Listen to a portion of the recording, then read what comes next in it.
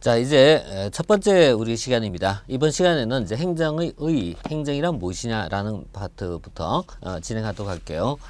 여러분들 이제 보고 계시는 교재는 수험생의 편의를 고려하고 굉장히 압축한 교재예요. 압축한 교재이기 때문에 제 부분적으로 조금 좀 약간 미약한 부분도 있을 수 있고 조금 빠진 부분도 없지 않아 있기는 있어요. 하지만 전체를 본다면은 단기간에 정리할 수 있도록 교재를 편제되어 있는 상태라서 이 상태에서는 현재 최선이 아닐까 이렇게 생각하고 있습니다만은, 그러나 조금 미진한 부분에 대해서는 제가 좀 보충 자료를 좀 제공하도록 하겠습니다. 그래서 교재에 제가 이제 한 번씩 언급해 드릴게요. 이런 파트는 좀 프린트 보세요 이렇게 말씀드릴 테니까, 이런 내용은 이제 여러분들 좀 부교재다 이렇게 좀 생각하시고 보시면 되겠고, 그 다음에 교재에 있는 내용 중에서 모든 내용을 다 꼭 부셔지지 않아도 되는 파트도 있어요.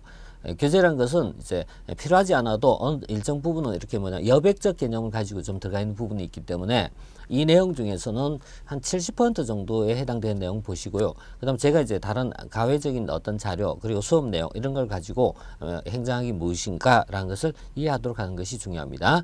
이제 여기 내용은 꼭 필요한 내용, 그러니까 제가 좀 어떻게 컷하는 잘라낸 부분이 있을 거예요. 그 잘라낸 부분 빼고 나머지 내용들은 다 보시는 게 맞을 것 같고, 책 내용 자체는 굉장히 이제 정말 컴팩트한 거예요. 굉장히 분량이 적은 파트예요. 그래서 전 내용을 다 다루지 못하지만은 강의에서 이 내용 좀 보완하도록 하겠습니다.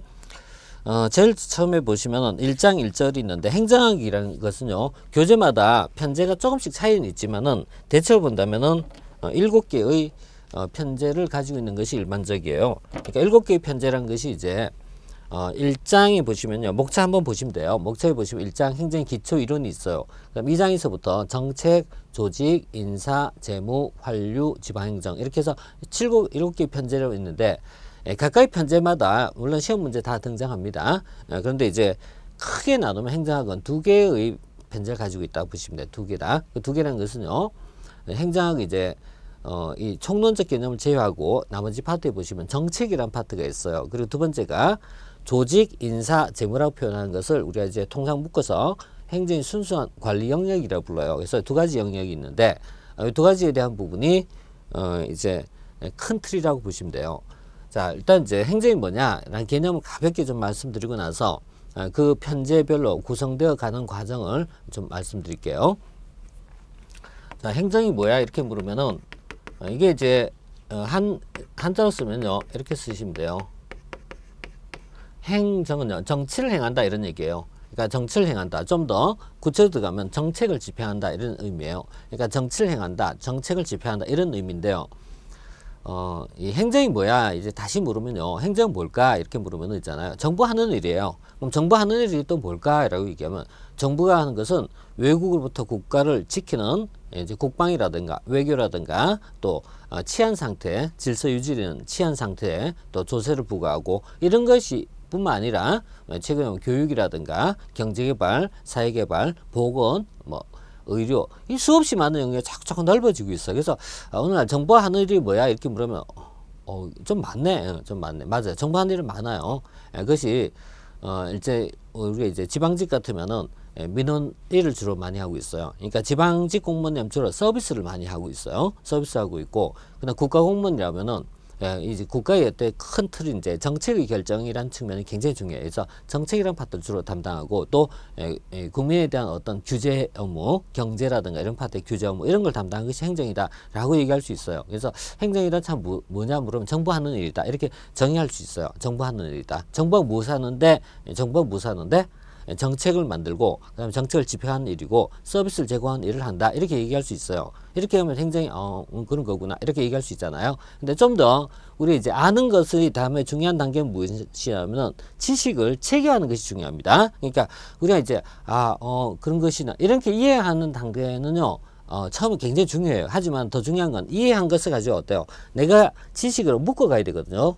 그래서 내가 이렇게 안고 가기 위해서는 이걸 지식을 체계화하는 게 중요합니다. 체계한 것은 정리를 잘한다 이런 의미를 좀 포함하고 있어요. 자, 이런 상태가 된 상태에서 그 다음에 이제 문제를 보시면서 이렇게 또 응용되는구나 이렇게 이해하시면은요, 기본적인 내용은요 이미 시험의 합격 수준입니다. 네. 자, 다시 이제 행정이 뭐야 이렇게 물을 때 이렇게 한번 제가 다시 정리해 볼게요. 자, 우리는 사회에서 많은 문제를 안고 있어요. 많은 어떻게 보면 사회적인 어떤 이제 해야 될 일들이 참 많이 있어요. 근데 이와 같은 것을 정부가 이것을 여기 대해서 어떤 적절한 대안을 제시하고 그다음에 여기 대해서 이것을 집행하는 과정이다 이렇게 얘기할 수 있어요. 그래서 그럼 정부가 무엇을 하는 것이냐 다시 되물으면요, 국민의 요구, 사회적 이걸 행정의 수요를 불러요. 그래서 행정이란 이렇게 이제 정리해 보도록 합니다. 국민적 요구가 있을 때 이 국민적 요구를 이제 달성하기 위하여 또 실천하기 위하여, 그래서 국민적 요구를 충족하기 위하여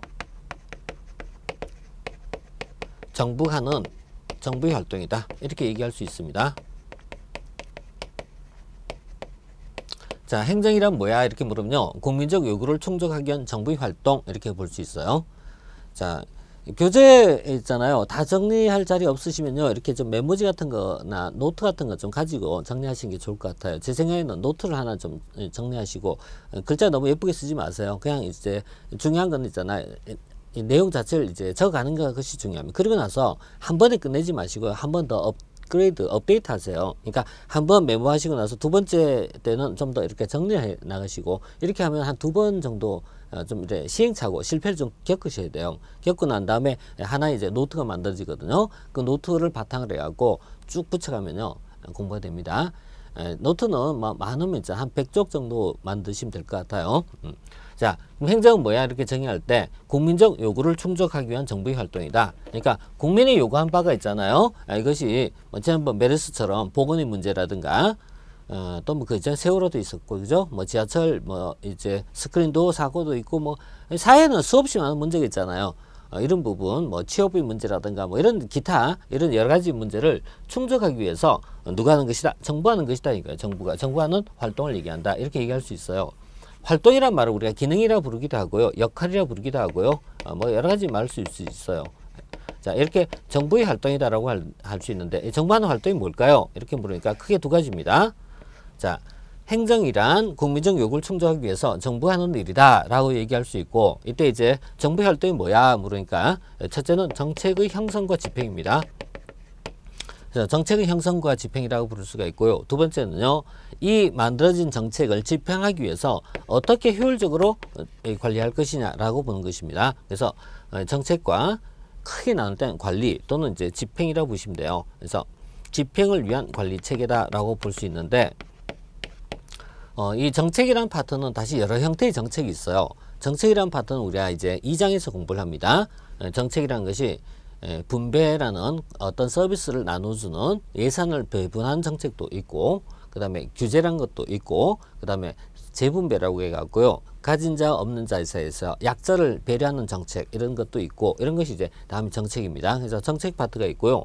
그 다음 또 하나가 이것을 집행하기 위한 관리 체계라고 얘기할 수 있어요. 관리라는 개념은 세 가지가 있어요.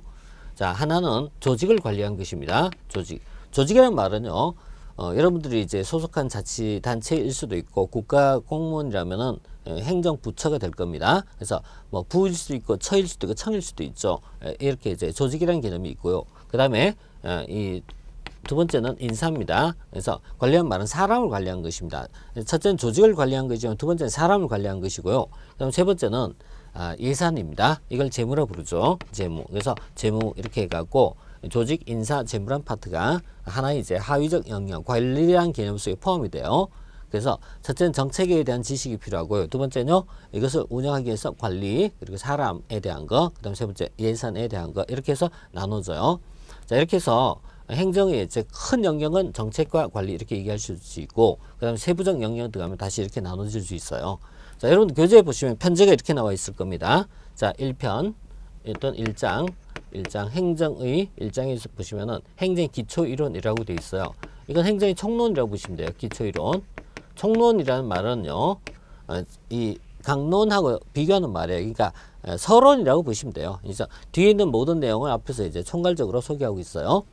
자, 이런 이제 총론이고, 그 다음에 2장에서 보는 것이 바로 이쪽 정책입니다. 정책 파트가 있고요. 그 다음에 3장에 가시면은 방금 여기서 언급한 것처럼 조직이 있어요. 조직. 그리고 4장 인사, 5장 재무 이렇게 나눠지고요. 그 다음에 6장이 환류라고 했어요. 행정 책임과 그 다음에 통제, 개혁이라고 있어요. 그 다음에 이 7장에 속한 것이 지방행정입니다. 지방행정 또는 지방자치입니다. 종래 이제 전환직 7급에서는 이 지방자치론이라는 파트가 따로 있었습니다. 지방자치론이 있었고, 지방자치론 같은 경우에는 이 지방행정 파트, 이 파트와 거의 관련됐어요. 거의 비슷해요. 거의 비슷한데, 이쪽 하나만 가지고 이렇게 다시 뽑아내면 한 과목이 되어버립니다. 자, 이것이 이제 전체적인 어떤 틀이고요. 이 중에서 단원별로 어떤 식의 문제가 나오냐라는 것은, 이제 예컨대, 1장에서 2장에서 몇 문제, 뭐 문제 이렇게 나올 수 있는데, 이런 것이 중요하진 않아요. 중요하지 않지만은 처음에 중요할 수밖에 없어요. 어떻게 공부해야 될지 방향을 잡아야 되니까. 가끔씩 이제 시험 임박해갖고 저한테 이제 질문 많이 오시는 분들 계셔요. 행정에서 어느 파트 공부할까요? 이 중에 어디 공부할까요? 이건 도저히 제가 말씀을 드릴 수가 없는 내용이에요. 이 중에서 어디 공부해야 될까? 이래 물으면요, 다 나오는데요. 그거 어떻게 얘기를 해요? 그게 아니라 인사행정 안에서 어느 파트가, 재무행정 속에서 어떤 파트가, 지방행정 속에 어떤 파트가 나올까? 이렇게 하면 이제 그거는 이제 이런 파트가 중요합니다. 이렇게 말씀드릴 수 있지만, 이게 전체적으로 어디를 봐야 될까? 이렇게 물으면 그건 절대 답이 될 수가 없어요. 왜냐면은 총론에서 한 3문제 정도에서 4문제 정도 출제가 돼요. 정책이란 게요, 이게 이제 국가직과 지방직의 차이점, 그 다음에 일반직과, 그 다음에 이 전환직에서의 차이점, 그 다음에 7급과 9급의 차이점, 여러 가지 차이점이 있어갖고 약간 이제 빈도가 들쭉날쭉해요. 이게 자체가. 그래서 적게 나오도 한 3문제, 많이 나오면 5문제까지 나올 수 있어요. 근데 통상 이제 시험의 특성을 고려했을 때 한 3문제 정도 이렇게 봅니다. 그 다음 조직론에서 한 4문제 정도에서 5문제까지 나올 수 있어요. 그런데 인사나 재무는요, 거의 고정화됐어요. 무조건 3문제입니다. 3문제. 인사 3문제, 재무행정 3문제. 이렇게 얘기하면 3문제를 그 다음 어디서 뽑을까? 이렇게 나오겠죠. 그래서 인사행정 파트에서도요, 인사행정의 앞에 제도라는 게 있어요. 제도가 있고, 또 인사행정에 보면은 중요한 파트가요, 이제 현직자를 대상한다면은 당연히잖아요. 행정윤리, 이런 파트가 굉장히 중요합니다. 그리고 징계라든가 이런 파트가 이제 중요할 수 있어요. 현재 이제 징계, 또 직위 해제 이런 파트 있는데, 징계의 사유 같은 것이 징계에 관련된 사항이 지난번에 이제 법 개정이 하나 있었죠.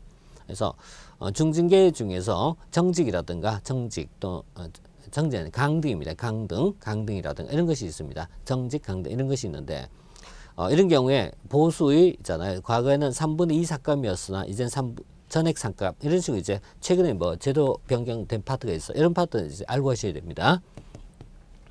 재무행정은 예산 제도이기 때문에요, 역시 앞에 기본 개념을 물을 겁니다. 기본 개념을 묻기 때문에 이건 이제 어렵지 않게 공부하실 수 있어요. 그러나 약간 이제 차이점이 있다면요, 회계 업무에 종사하신 분이라면 좀 더 이해가 조금 더 쉬울 수 있고, 회계 파트라든가 예산을 담당하지 않았으면 조금 더 어려울 수 있어요. 그 다음에 활류량 파트는 뭐 한 문제, 지방행정이에요. 3문제 정도 이렇게 볼 수 있습니다. 그래서 전체적으로 20문제라고 했을 때 약간의 차이는 있지만은 이게 기본적 분포도다. 그럼 다시 말씀드리면요, 이 중에서 어디를 공부해야 될까? 이렇게 물으면요, 당연히 어디가 아니라 다 공부해야 된다라고 얘기할 수밖에 없지 않습니까? 자, 다만 각각의 장 안에서 어떤 성격을 가지고 있는 것, 그러니까 장 안에서 각각의 장 속에서 좀 심화적 개념과 그렇지 않은 파트가 있어요. 이런 것에 대한 구분이 조금 좀 필요합니다. 절대 내용을 확장하지 마십시오. 확장하지 마시고 내가 소화할 수 있는 정도의 분량만 식사하듯이 공부란 것도 내가 이제 익힐 수 있는 거, 가져갈 수 있는 정도의 지식만 가져가십시오. 너무 많이 가져가면 오히려 충돌이 생겨요. 그래서 처음엔 단순한 거 중요하다. 제가 이제 이렇게 말씀드리고 싶습니다. 자, 그 다음에 이 총론투적 파트에서 기초이론이 3문제, 4문제라고 해서, 그럼 총론이, 그러면 이제 전체를 본다면 한 15% 비중이네. 이렇게 생각하실 수 있지만 그건 아니에요. 행정학은 1장을 공부하는 것이 행정의 반이라고 얘기할 정도로 중요한 파트입니다. 그래서 1장은 조금 있죠. 이 틀을 잡아가는 과정이기 때문에 시간도 많이 걸려요. 대신 문제로 바로 연결되는 경우 많지가 않습니다. 그래서 문제는 좀 적게 나오고요. 문제는 거의 틀이 딱 나와 있어요. 공공재라는 개념과 규제라는 파트가 있어요. 그리고 뒤에 가면은 이제 과학적 관리, 인간관계론 쭉 지나가면 신공공관리론, 뉴거번스, 공공선택이론 이렇게 있잖아요. 거의 이제 딱딱딱딱딱 나올 수 있는 영역이 거의 정형화돼 있어요. 하지만은 우리가 이제 필요하다고 그것만 딱 뽑아서 공부하는 건 아니잖아요. 그래서 그 주변적인 내용도 같이 좀 맞물려 들어가야지 이런 거구나 이렇게 이해될 수 있는 것 아니겠습니까? 그래서 1장에서는 약간 좀 시험 외적인 것이 좀 포함되더라도 필요한 것이다 이렇게 보시고 학습하도록 하십시오. 자, 여기서 제일 먼저 개념적 정의를 내린 과정에서 제가 어떻게 개념을 내렸죠? 이렇게 개념을 내렸어요. 행정이란 뭐냐 이렇게 물을 때 정부하는 일이다 이렇게 말씀드렸고, 정부하는 일은 크게 나눌 때는요, 이 정책적이라는 부분, 정책의 결정이라는 것이 첫째 있고요. 정책이라는 게 뭐 예컨대 뭐 조금 지났습니다만 메르스 같은 문제가 있었다 이렇게 됐을 때는 여기에 대해서는요, 국민의 보건이겠죠. 질병관리라는 어떤 목표와 이걸 달성하기 위한 정책이 있겠죠. 정책이 갖고 보건의료체계 강화 뭐 이런 것이 나올 수 있어요. 그리고 나서 이걸 구체적으로 어느 부서가 할 것이냐, 그럼 이때는 보건복지부가 담당하겠죠. 인력은 어떻게 투입할 것이냐, 예산은 어떻게 배정할 것이냐, 이런 내용들이 이제 행정이다 이렇게 이제 보실 수 있습니다. 자, 이렇게 보시고요. 자, 그 다음에 교재로 들어가시기 전에요, 교재는 행정학적 개념과 행정법학적 개념 이렇게 정의하고 있는데, 뭐 과거에 이제 많이 했던 분류 방식이고요. 최근에 와서는 이제 행정이 뭐야 이렇게 물을 때, 최근의 행정의 개념은요, 소위 거버넌스라는 개념 가지고 많이 접근하고 있어요. 거버넌스라는 개념으로 접근하는데, 이 거버넌스라는 말을 또 이해하셔야 되거든요. 지금 이 교재는 비교적 이제 고전적인 분류 방식으로 교재가 언급되어 있어갖고 이런 파트가 조금 논의가 덜 되어 있는데, 자, 이 거버넌스라는 개념이 이제 중요한 것입니다. 행정에서 이 거버넌스 개념이 등장했던 것은요, 대체로 본다면은 이제 노무현 정부를 전후한 시점, 더 정확하게 얘기하면요, 우리가 이제 IMF 구제금융을 맡았던 것이 1987년이잖아요. 아니, 1996년, 97년이잖아요. 근데 이 IMF 이후에 행정은 굉장히 많은 변화가 오게 됐어요. 우리나라 자체도 많이 바뀌었고요. 그래서 2000년 이후부터 행정은 거버넌스라는 개념이라는 것을 가지고 많이 풀어가고 있어요. 이렇게 보면은 또 거버넌스가 뭐냐 이런 걸 좀 언급해 드려야 되잖아요. 자, 사회의 문제를 해결하는 열쇠란 것은요, 이제는 정부만으로 안 된다라는 것이 최근의 흐름입니다. 그래서 최근에 정부와 민간의 어떤 폭넓은 어떤 협력이 중요하다라는 쪽으로 변하고 있어요. 이걸 거버넌스라고 표현해요. 자, 그런 부분은 크게 있잖아. 이렇게 세 단계의 흐름으로 이해할 수 있어요. 자, 행정이 이제 개념적 정의를 내릴 때, 행정의 개념이란 게 우리 교재에 있는 것처럼 이론적 측면에서 정리할 수도 있지만, 행정의 개념이라는 것은 국가의 어떤 성격의 흐름에 따라서, 사회의 흐름의 변화에 따라서 크게 이제 세 가지로 볼 수가 있습니다. 19세기적 상황을요, 우리가 근대로 불러요. 근대를 입법국가라고 불러요. 근데 근대 입법국가에서 행정이란 뭐야 이렇게 물을 때, 이게 되게 19세기를 얘기합니다. 근데 이때 행정이란 정책이나 법률을 집행하는 것이야 라고 봐요. 그래서 정책의 집행이다 이렇게 보고 있어요. 그런데 현대 행정국가란 말을 써요. 현대 행정국가란 말을 쓰는데, 이 국가론에 대한 내용을 먼저 제가 좀 말씀 좀 드리고 할게요. 자, 그래서 현대 행정국가는 대체로 20세기, 더 정확하게 얘기하면 1930년대 이후를 현대 행정국가라고 불러요. 근데 현대 행정국가에 오면서 이제 행정이란 정책의 집행만이 아니라 정책의 결정과 집행적 기능을 모두 수행한다라는 측면에서 좀 더 범위가 좀 넓어져요. 그러니까 과거에는 이게 과거란 말은요, 여기서 우리나라를 얘기한 것이 아니라 유럽이나 미국을 중심으로 설명합니다. 왜냐하면은 19세기에 우리나라에서 행정 이론이라는 게 나올 수가 없는 상황이잖아요. 그래서 우리나라의 행정 이론은 1970년대 이후에 발전해요. 사실은 1960년대 이전까지는 행정이고 뭐고 간에요, 소위 말하면 국가라고 얘기하기에는 좀 참 약한 상태였잖아요. 그래서 우리나라는 대개 이제 70년대 이후부터 비약적 발전하거든요. 그래서 그 이후부터 이제 우리나라 이런 말들이 이제 맞을 수 있고, 과거는 뭐 맞지 않을 수 있죠. 그래서 이런 것은 대부분 다 우리나라가 아니라 선진국가에서 먼저 개발된 이론을 틀을 얘기합니다. 자, 이때 선진국을 중심 봤을 때는 근대를 입법국가라 부르고 현대를 행정국가라 불러요. 그래서 여기는 행정이란 뭐냐 물으니까 정책 결정과 집행 모두 하는 것이다 이렇게 보고 있어요. 그런데 최근에 오면서 신행정 국가란 말 써. 신행정 국가. 이 신행정 국가란 말은요, 1980년대 또는 90년대 이후를 지칭합니다. 자, 1980, 90년대 이후에 신행정 국가가 오면서요, 이제 행정이란 뭐야 물으니까 행정이란 것을 이제 거버넌스라는 개념으로 이해하고자 합니다. 거버넌스라는 것은 또 뭐야 물으니까요, 정부와 민간의 어떤 협력적 활동이다 이렇게 봐요. 이제 정부와 민간의 협력적 활동이다. 그래서 이걸 협치라고 부르게 돼요. 협치 이렇게 부르게 하는데 정부와 민간 협력적 활동이다 라고 불러요. 자, 이것은 정부가 주도하는 것이 이제는 어떻게 보면 사회의 모든 문제를 해결하는데 한계가 있다라는 인식이 시작이에요. 그러니까 정부가 우리 사회 문제를 해결하기에는 이미 사회는 너무나 많이 성장하고 발전하였다. 그래서 정부와 민간의 공동의 노력이 필요하다. 이걸 이제 거버넌스를 부르거든요. 자, 예를 들어서 치안이라는 부분이 있어요. 그럼 치안이라는 부분을 담당하고자 할 때 치안이라는 문제를 해결하기 위해서 국가의 경찰력 가지고만 치안을 해결한다. 불가능한 얘기입니다. 그래서 국가의 경찰력 가지고도 다 할 수 있는 것이 아니고 국가 외에도 민간의 협력, 시장이라고 보통 표현해요. 시장이란 협력, 그리고 이제 주민 또는 시민사회 협력, 이런 어떤 협력 속에서 문제를 해결하자라고 불러요. 이게 이런 것이 최근에 와서 변화하는 모습의 일부를 얘기해요. 그래서 이런 것이 최근에 행정에도 많이 반영되고 있어요. 그래서 행정은 말씀드린 것처럼 언제부터 2000년대 이후부터 우리나라의 경우는 엄청나게 많이 변화했던 학문이에요. 그래서 그때부터 변화 속도가 굉장히 빠르게 움직이거든요. 빠르게 움직이기 때문에 이렇게 하다 보면 옛날 이론을 공부하는 것입니다. 옛날 이론이라고 잘못된 건 아니겠죠. 하지만은 현재 와서는 모자리고 부족하고 완벽하지 못하다는 얘기예요. 자, 그래서 이런 부분이 이제 행정의 개념의 변천이라고 보시면 돼요. 그러니까 행정의 개념은 가장 고전적 의미로는 행정이란 뭐냐면은 의회가 만든 정책을 행정은 집행한 것이야 라고 보는 것이에요. 이런 얘기 하다 보니까 자연스럽게 있잖아요.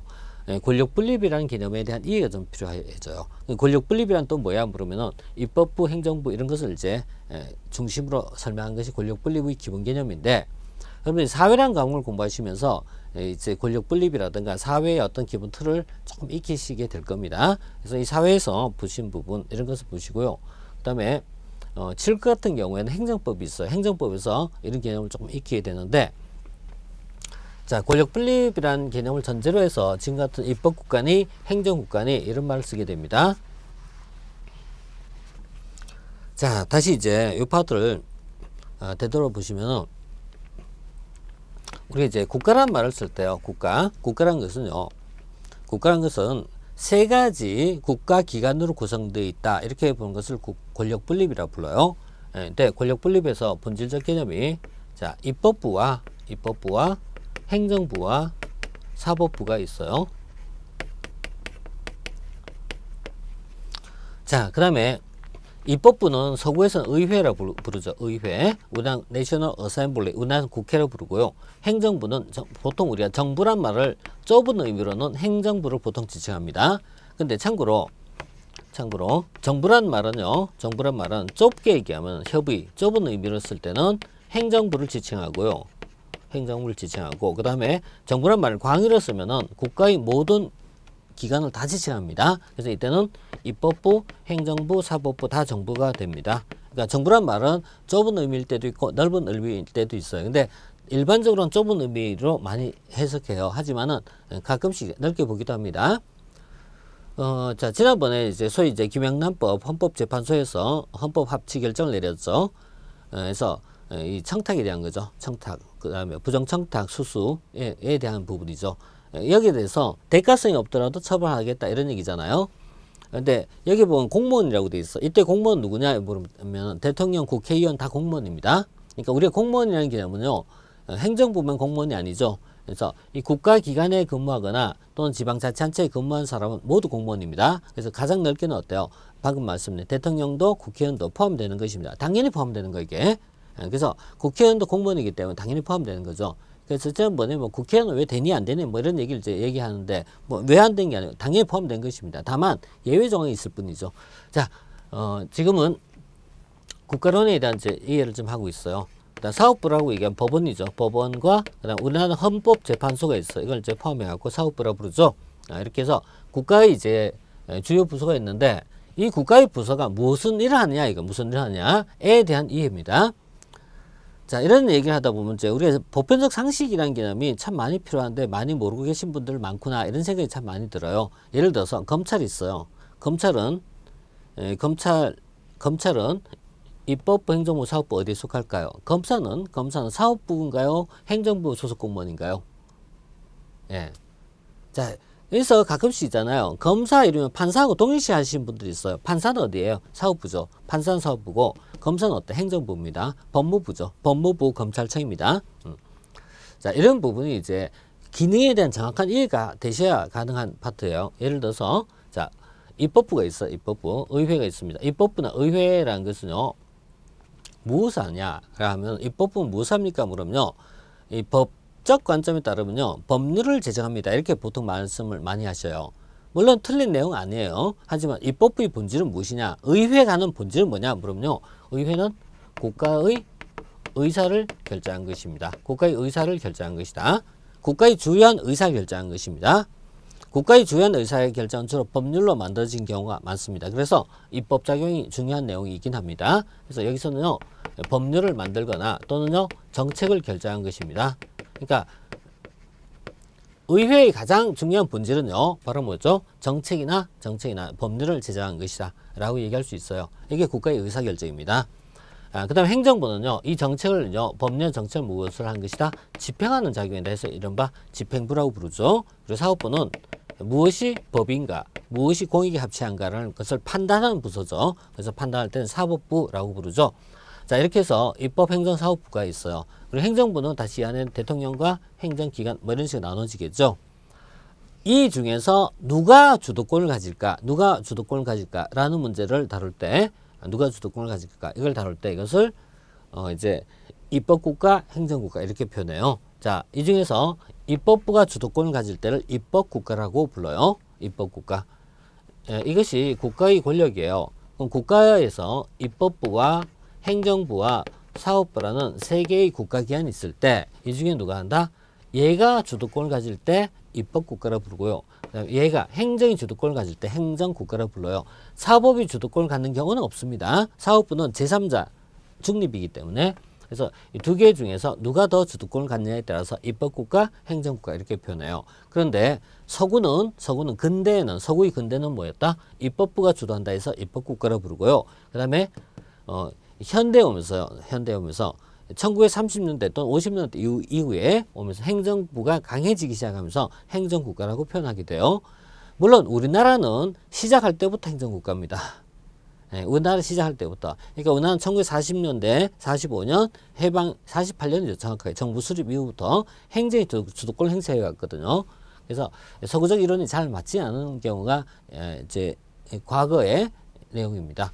자, 과거의 내용은 오늘 와서는 이제 우리나라에게 잘 맞지 않았지만 최근에는 우리나라 행정 이론도요, 서구 이론과 똑같습니다. 자, 그러면 이 전제를 이런 내용을 이제 봤는데요. 이 과정에서 간단하게 이제 국가의 흐름에 대한 이해를 좀 말씀드리면요. 자, 19세기를 근대로 불러요. 근대로 부르고, 그 다음에 20세기를 현대, 정확하게는 20세기라고 하기보다는 1930년대 또는 50년대 이후라고 보통 보시면 돼요. 그리고 1980년대 또는 90년대 이후를 이제 최근에 나오는 어떤 경향이 있어. 이때 근대를 뭐냐면 입법국가라고 불렀어요. 입법국가. 자, 근대를 입법국가라고 부르고 20세기 현대를요, 행정국가라고 부릅니다. 그리고 최근에 나오는 모습을요, 신행정국가라고 불러요. 신행정국가. 자, 지금 이제 이 내용 교재에 있는 건 아니죠. 그죠? 교재에 있는 건 아니기 때문에, 다음에 제가 간단하게 저 관련된 보충 프린트물을 좀 이제 첨부해서 드릴 테니까요. 그거 보시면서 같이 좀 나가도록 하십시오. 자, 근대 입법국가는요, 입법부가 주도권을 가져요. 입법부가 주도권을 가지고, 그 다음에 근대 입법국가는, 이건 다른 말로 자유국가라고 불러요. 자유국가. 왜 자유냐 이렇게 물으면 국가로부터 자유를 중시한다 해서 자유국가라고 불러요. 그래서 근대 입법국가 또는 자유국가가 있어요. 근대 입법국가는 국가의 기능을 나눴을 때 이 중에서 입법부가 행정이나 사법부보다 좀 더 많은 역할, 더 많은 비중을 가지고 있어요. 그래서 입법부가 주도한다 해서 이것을 입법국가라고 부릅니다. 입법국가. 자, 이 근대 입법국가적 개념이었고, 그럼 이때 있잖아요. 입법부는 의회는 뭘 하는 것이다? 의회는 정책을 결정하고요. 그 다음 행정은 이것을 뭐죠? 집행하는 것이다. 이렇게 보는 것이 근대 입법국가의 개념이에요. 그런데 이와 같은 근대 입법국가가 이제 1929년 큰 사건이 있어요. 1929년 큰 사건이 있는데 1929년 10월 24일 일어난 이 사건을 경제공황이라고 부르죠. 경제공황. 경제공황이란 어떤 큰 사건이 있었고요. 이 경제공황을 겪으면서 이제 행정권이 강화되기 시작해요. 그래서 1929년 경제공황과 그 다음에 1940년대 2차 세계대전이 있죠. 2차 세계대전. 이 세계대전을 경험하면서 이제 행정권이 강화되기 시작해요. 그래서 행정의 기능과 권한이 이제는 입법이나 사법보다 더 강화되기 시작해요. 이렇게 된 것을 행정부 우위의 국가다라고 해서 행정국가라고 부르게 됩니다. 그리고 이 국가들은 복지를 제한한다 해서 복지국가라고 쓰기도 합니다. 복지국가. 그래서 대비된 말이에요. 19세기 자유국가 또는 입법국가, 그 다음 20세기 행정국가 또는 복지국가 이렇게 이제 표현하게 됩니다. 자, 이렇게 해서 이 20세기 중반 이후부터 전 세계의 많은 국가들은 복지를 지향하는 형태를 나타내기 시작해요. 자, 이렇게 복지주의가 나타나게 되었고, 자, 이런 어떤 현대 행정국가적 모습이 1970년대, 74년도 또는 78년도에 걸쳐갖고 큰 변화가 나타나기 시작해요. 큰 변화가 나타나는데 이것이 바로 유가파동이라고 부릅니다. 그래서 1970년대 중반에 유가파동이 있었어요. 유가파동은 석유값이 올라간 것을 얘기하고 있고, 석유값이 올라간다는 얘기는 무엇을 의미하냐면 그만큼 경기가 침체된다, 삶이 어려워진다라는 걸 얘기해요. 그래서 유가파동 이후에 이제 경기 침체가 나타나기 시작해요. 경기 침체가 나타나게 됩니다. 자, 유가파동은 어느 정도 상황이 심했냐면요. 1973년도 그 당시 기름이 배럴당 30달러, 아니 3달러였어요. 3달러였던 것이 74년도에 10달러로 올라가요. 그리고 78년도에 30달러 올라가요. 그러니까 한 4년 정도에서 5년 정도 사이에 배럴당 3달러에서 30달러까지 올라가요. 물론 현재 국제유가는 전 세계 국제유가 한 40달러 좀 전후입니다.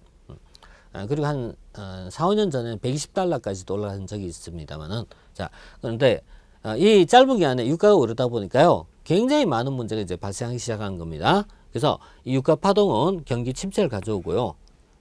그 다음에 경기 침체가요, 2차적으로 나타난 게 있어요. 2차적으로 나온 것이 뭐냐면은, 자, 복지를 제한 과정에서 우리는 많은 돈을 나가요. 국가가 역할이 많고 하는 일이 많을수록 국가는 재정이 자꾸 늘어나요. 재정은 넣는데 경기 침체가 오니까요, 조세 수입이 감소한 것입니다.